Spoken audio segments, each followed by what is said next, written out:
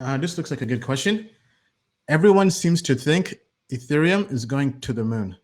If that is the case, would you be invested in Ethereum, or is it going to take alts with it? Or will ETH go first and then alts will follow later? I mean, I'm very bullish on Ethereum. I'm very, very bullish. Honestly, I probably have, actually, just give me 1 second. Let me see. I want to make sure. I'm pretty much, my entire portfolio is in Ethereum. I own no Bitcoin. I own a very small, I have some alts here and there, but like very, very small percentages. And I'm looking, I would say definitely by next month, I'm probably going to be staking Ethereum. I'm probably doing some lending as well. Let me just see if I can get my portfolio here to be super accurate with you. Now, this wasn't the intended result. It just kind of happened, but it is what it is at the moment. Give me 1 sec.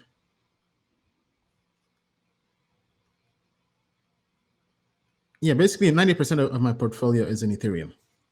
So I'm a Ethereum maximalist almost. That's also partially why it's taken me a long time to even do PSwap farming, because I like having everything like in my MetaMask, in my hardware ledger wallet. So I haven't really kind of done anything with Polkadot, and that's one of the factors that's, I mean, because I'm busy running Token Metrics in the company, and I like to have my things very, very simple and out, right? And the Ethereum ecosystem is very, very user friendly. Then having to have multiple wallets and all that stuff, it's just additional friction I don't really need at the moment. But your question though, will ETH go first and then will alts follow?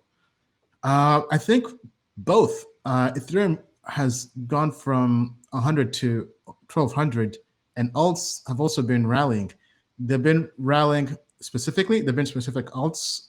So I think the big catalyst for altcoins, if we go back in the last 1 year, we had Compound when they launched and they became top 20 market cap, went onto Coinbase from day one. That kind of was the first catalyst for DeFi. Then there was Yearn Finance, which was one of those fair launch tokens, and became kind of basically the Bitcoin of DeFi, as it's called. Then you also had Graph, GRT, when they launched on Coinbase as well from day one, and all the major exchanges. So then there was Chainlink, when Chainlink went to, I think it was like 16, then 20, maybe even 25. I'm not sure how high it went, but Chainlink back in August was a catalyst. Then you had Amperforth. So every month there's a sexy new altcoin. Sometimes not necessarily a new altcoin, because Chainlink was not new, but every month there's a sexy altcoin where the whole market just kind of FOMOs into it. So I don't think that's going to stop anytime soon. I think that can happen as Ethereum is rallying. But in terms of all altcoins pumping, I don't think we're in alt season yet. Even though alts have been doing well, I don't think we're fully in alt season, because the Bitcoin dominance is very, very high. I think when the dominance drops and alts really begin to move, I would say we're not in August yet. August was DeFi 1.0. Then earlier this month we mentioned about DeFi 2.0 possibly starting, but I think we'll know it's DeFi 2.0 when you can close your eyes, aim a dart anywhere, pick any coin, and it goes up 10x. Okay, because that was basically in August, where any coin was going up 10x, and we knew it was time to take profits, because we had 2 live streams over 2 weekends where every single coin people would ask us to look into had done like a 5 or 10x, and these were like degen coins. And that was the month we were telling our audience, take profits, take profits, take profits. A month later, the whole market dropped 40%. And some people didn't take profits, unfortunately, but a good amount did, which is always the best thing to do. Bill, what do you think? Okay, I think ETH would go first. All right. Institutions they've already figured out that they can't buy Bitcoin. There just isn't enough liquidity. There isn't. I mean, only of all the Bitcoin that's out there, only 1% is in the hands of institutions. Okay. So if you don't have crypto and you're a big player, you have to buy ETH. Period. I mean, you're going to wake up one day and ETH is going to move the way. So ETH's going to go to 2,400.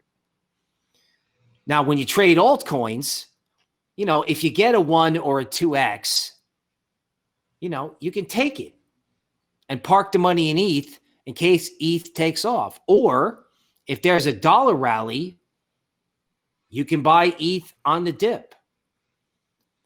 So, what's alt season? When I tell you to take some profits and I'm wrong, like twice or 3 times in a row. Because when we tell people to take profits, they don't listen. We love you guys. We love crypto. But taking profits is hard to do when you've been waiting for that moonshot. So I say right now, if you got an altcoin and it 1x's, take the money and put it in ETH. If the dollar drops, if the dollar goes up, put it in stable coins and hang out. If the dollar drops, buy more ETH, okay, or more DOT. But I think the leader, the thing that starts DeFi 2.0 is basically ETH and DOT both doing a 1x from current levels. All right. Thank you, Bill. Okay, I'm going through here trying to find some good questions here. Let me see. All right, so here's one. When you say moon, what is an average moon? 10x or 20x or 50x or 100x? We need this advice so we can take profits appropriately. Wow. I would say it depends. Depends on what's a moon to you, right? But I think there are definitely levels to it. For me, a moon would be, honestly, a 10x. A 10x is a moon. But then there's a difference, right? There's a moon, then there's a moon, we just landed on the moon in a Lambo. Then there's a moon Lambo. A moon Lambo is 100x.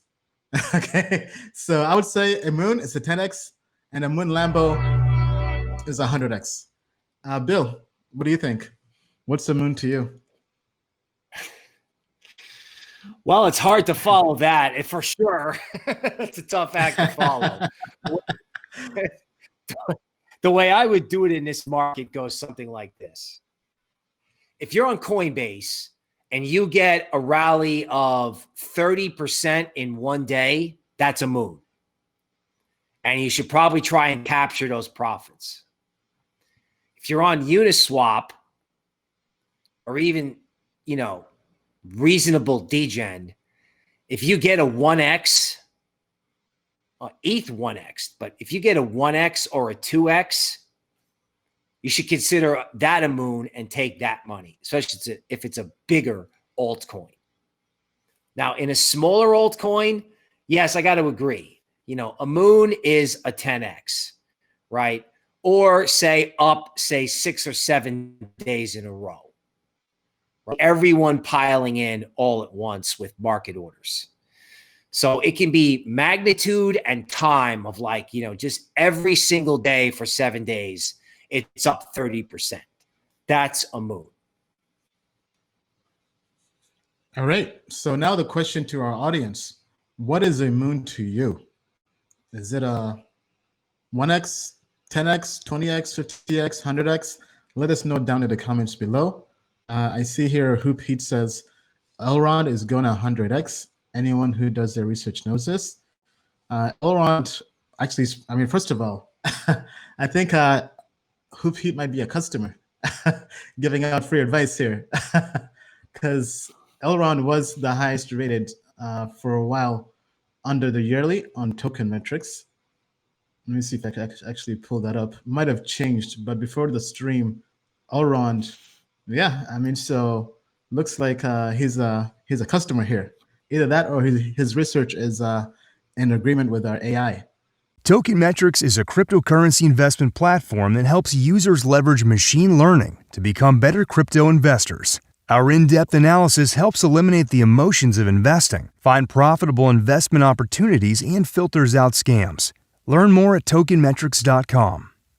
Disclaimer: Token Metrics Media LLC does not provide individually tailored investment advice and does not take a subscriber's or anyone's personal circumstance into consideration when discussing investments, nor is it registered as an investment advisor or broker-dealer in any jurisdiction. Information contained herein is not an offer or solicitation to buy, hold, or sell any security. The Token Metrics team has advised and invested in many blockchain companies. A complete list of their advisory roles and current holdings can be viewed here at tokenmetrics.com/disclosures.